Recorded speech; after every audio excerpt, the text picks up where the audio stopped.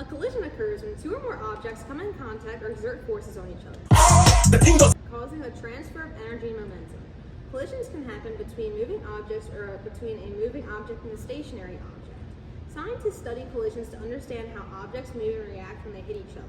The law of conservation of momentum states that the total momentum of a collision is equal to the total momentum after the collision. Ooh, over here, Sai.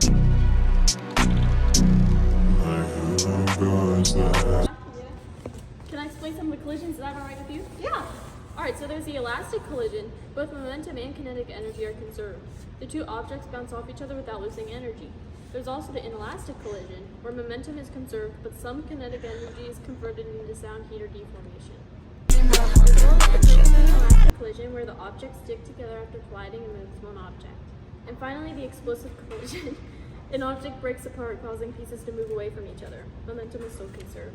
This is so lame. Why do we need to know this? This is so stupid. Are you? Come into the tree. This is important to know, class. Learning about collisions helps us understand how objects move and interact when they hit each other. This knowledge is used to improve vehicle safety, design sports equipment, investigate accidents, and develop technology. Studying collisions also helps explain important physics concepts such as force, momentum, and energy. Understanding collisions can help make everyday activities safer and shows how the laws of motion work in the real world.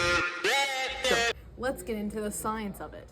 Collisions is a collision of an interaction between two or more objects that exert forces on each other for a short period of time, causing the transfer of momentum and sometimes energy. Collisions can happen when objects physically touch or when two cars crashing. This is important because this is a main collision.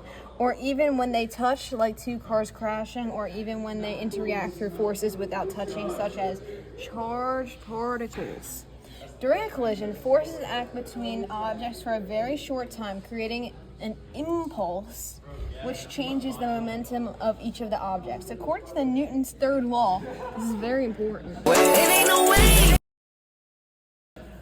The forces between the objects are equal in opposite directions, so the momentum lost by one of them is gained by another. The amount of energy transferred during a collision depends on factors such as mass, velocity, angle of impact, and the materials included, because kinetic energy depends on the square of velocity. Like this equation, Ke equals 1/2 mv to the second. Increasing the speed has much a greater effect on collision when increasing mass. Okay, so come closer. While we're looking at collisions, right?